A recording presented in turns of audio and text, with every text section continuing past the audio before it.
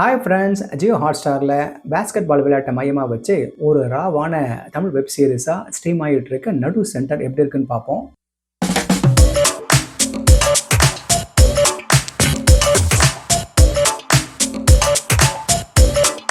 மொத்தம் 17 எபிசோடில் 3 எபிசோட்ஸ் தான் இப்போ ஸ்ட்ரீம் ஆகியிருக்கு. மீதி ஒவ்வொரு வாரமும் வரப்போகுது. இதில் சூர்யா எஸ்கே, சூர்யா விஜய் சேதுபதி மெயின் லீடாகவும், இவங்களோட ஆஷா சரத், கலையரசன், சசிகுமார், ரெஜினா கசான்ட்ரான்னு பெரிய ஆர்டிஸ்ட்டுங்களும் இந்த சீரீஸில் இருக்காங்க. இதோட கதையில் நேஷனல் பேஸ்கெட் பால் பிளேயரான பிகே நல்ல பாஷ் ஸ்கூலில் விட்டுட்டு ஒரு மோசமான கல்ச்சருக்கும் வயலன்ஸுக்கும் பேர் போன ஸ்கூலில் வந்து சேர்றான். அங்கே பேஸ்கெட் பால் வேற கிடையாது.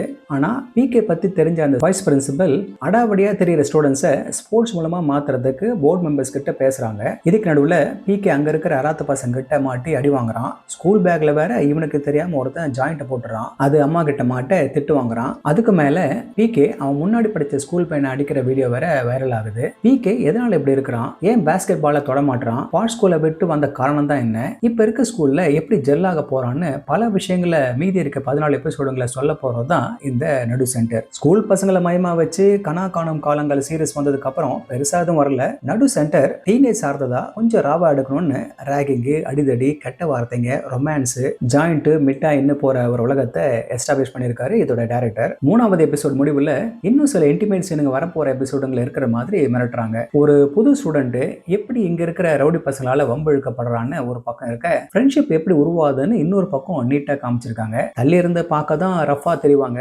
வழிகிட்டா இவங்களை விட ஸ்வீட்டா யாரையும் பார்க்க முடியாதுன்னு வைஸ் பிரின்சிபல் சொல்ற வசனம் நிதர்சனமான உண்மை. அடுத்து படிக்கிற இடத்துல போதைப் பொருள் கலாச்சாரம் அதிகமாயிட்டு வரதை காட்டுது. இந்த போதைப் பொருளுங்க எப்படி பசங்களை சீரழிக்குதுன்னு, அதுல இருந்து அவங்கள ஸ்போர்ட்ஸ் எப்படி சரியான வழிக்கு கொண்டு வர போறதுன்றத டைரக்டர் வர எபிசோடுங்களை கொடுக்க போறாருன்னு நினைக்கிறேன். இதுல சூர்யா விஜய் சேதுபதி கேரக்டர் எப்படி வரப்போகுதுன்ற ஒரு எதிர்பார்ப்பு இருக்கு. அடுத்து சசிகுமாரோடது. அவரு பிகேவுக்கு சின்ன வயசுல இருந்து பேஸ்கெட் பால் கோச்சா இருந்திருக்காருன்னு தெரியுது. நிச்சயமா பேஸ்கெட் பால் தெரியாத பசங்களை பிகே தலைமையில கோச் பண்ணி டாப் டீமோட மோதி ஜெயிக்கிற மாதிரி தான் இருக்க போகுதுன்னு போஸ்டர் பார்த்தா தெரியுது. அதுவும் டஃப்பான பசங்களை வழிக்கு கொண்டு வந்து போட்டி போட வைக்கிறது நிச்சயமா சுவாரஸ்யமா இருக்க போகுது. இப்ப இருக்க டீனேஜ் பசங்களுக்கு பிகே அப்பாவோட அப்ரோச் ரொம்ப பிடிச்சு போகும். ஏன்னா அவங்க விஷயத்துல ரொம்ப தலையிடக்கூடாது, அதே சமயத்துல வெளியாளுங்க கிட்ட விட்டு கொடுக்க கூடாது, முக்கியமா அவங்கள சந்தேகப்படக்கூடாது. இப்படி இருந்தா அப்பா சூப்பர். இப்படி 3 எபிசோடுமே அதிரடியா கொண்டு போயிருக்காங்க. என்ன கொஞ்சம் கோர்வையா இல்லாம இருக்கு, அதுதான் குறை. வர எபிசோடுங்களை சரியாகிடும்னு நம்புவோம். மொத்தத்துல